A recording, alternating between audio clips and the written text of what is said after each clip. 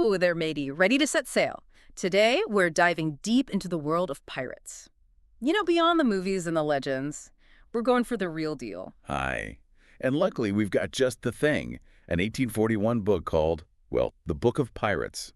Straight from the source, you could say. So no romanticized nonsense. This is the nitty-gritty. Absolutely. It's first-hand accounts, trial transcripts, you name it.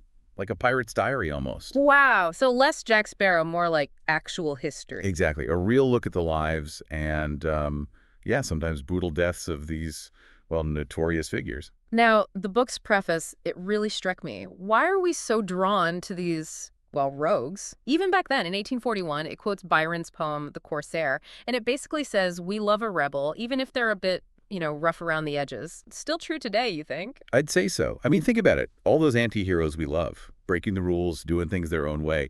There's something about that spirit that we find, well, captivating. Right. Rules are made to be broken, as they say. But this book, The Book of Pirates, it doesn't just glamorize things, it dives into the details, right? Oh, yeah. Instead of just giving you dates and names, it's like a bunch of pirate biographies, almost like exciting little stories. Imagine people back then, huddled around listening to these tales. Let's talk about one of these figures then. Yeah. This one really got me. John Gow. Went by Captain Smith too, seemingly ordinary guy, then bam, a pirate captain. Gow. Yeah. The mild-mannered man turned ruthless pirate captain story. Start small. Yeah. Crew grumbling about the food. Isn't that how it always begins? A little complaint here, a little discontent there, and then suddenly mutiny. Exactly. And Gow ends up leading a pretty bloody takeover. It's a turning point, like once blood is spilled, there's no going back. Speaking of turning, there's this crazy moment. Gow's own lieutenant, Williams, tries to kill him. Was it just about power, do you think? It's hard to say for sure. The book hints that, well, Williams might have been after more loot, a bigger share. But there's this sense that maybe he thought Gow was, like, leading them all to ruin. It's fascinating, isn't it? The whole dynamic of a pirate crew. Not always just rum and treasure. These were people with ambitions, fears. It's complicated. Right. Keep your friends close, as they say, but your enemies closer. Yeah. And in this world, it seems anyone could turn on you. Speaking of turning, this book has some wild trial transcripts, like ripped from a courtroom drama. Oh, for sure. The trial of Edward and Margaret Jordan. Now, that's a story. Talk about twists, abuse, revenge plots. Margaret even claims she was more scared of her husband than the law. Talk about a messed up pirate's life for me, huh? And it makes you think, right? Was she a victim? Or were things more complicated than that? This world, it's full of gray areas. Like one of those true crime podcasts where you're trying to figure out who's telling the truth? Exactly. And, one thing the Book of Pirates does well, it shows you how different these pirates were. Some were almost forced into it. Others, well, they reveled in the brutality. Yeah, like Captain Lowther, betrayed officer, turns pirate, then what does he do? Turns himself in. Right. Challenges the whole bloodthirsty villain idea, doesn't it? Yeah. Maybe some just wanted out eventually. Shows you, even in this outlaw world, not everything is black and white. And then you've got someone like Captain Spriggs, textbook dark side of piracy example.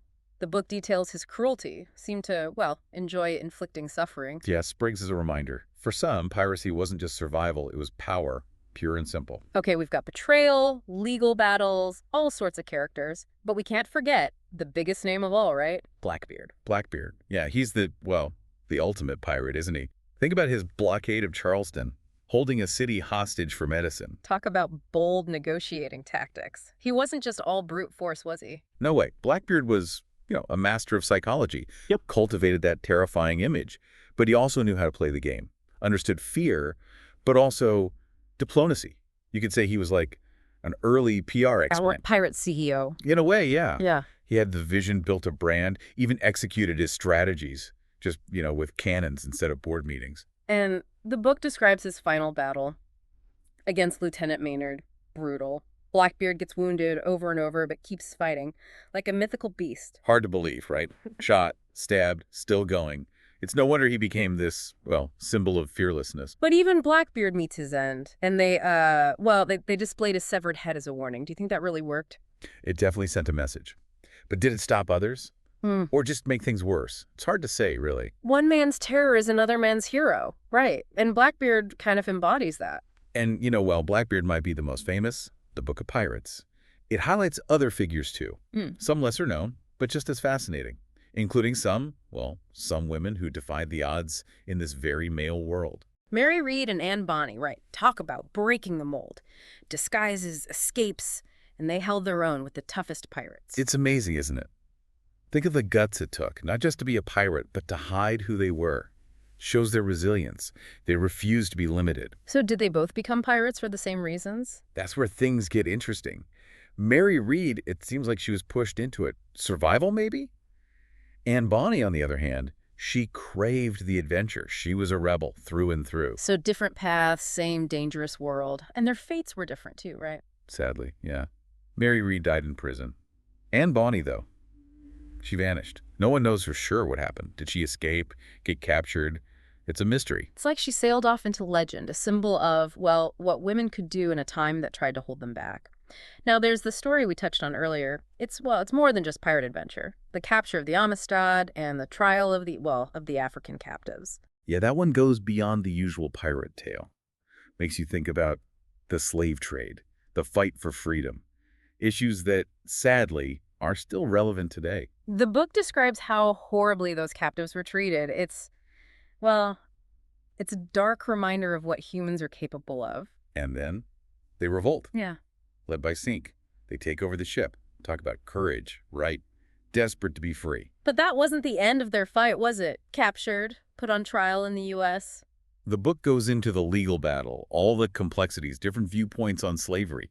Imagine being them. After surviving all that, then having to fight for your freedom in a system you don't understand. It's a reminder that justice, it doesn't come easy, especially for those who've already been through so much. But they did win their freedom, thanks to those who fought for them. It's a victory, but also it shows you how divided things were back then. And, well, how some things haven't changed as much as we'd like to think. Every story in this book, it seems to go deeper than just pirates. It's about, well, human nature, right? The fight for freedom. It makes you think. And before we finish this part of our deep dive, there's one more event I want to touch on.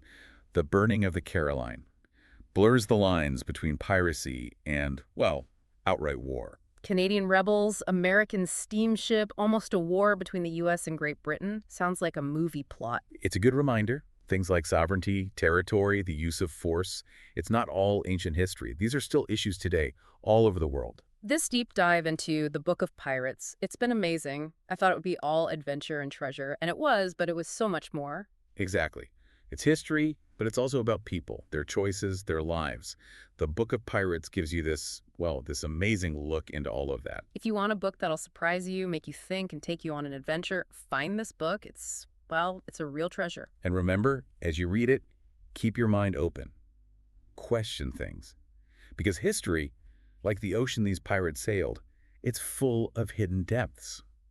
You know, reading about these guys, it really hits you. They weren't just like thugs with swords. They had to be incredibly skilled to pull off those crazy raids. Oh, absolutely. Sailing, planning attacks, managing a crew. It took leadership, smarts, and, yeah, bit of ruthlessness. Speaking of which, the book doesn't sugarcoat things, does it? The story about Captain Wieland, betrayed by his own men.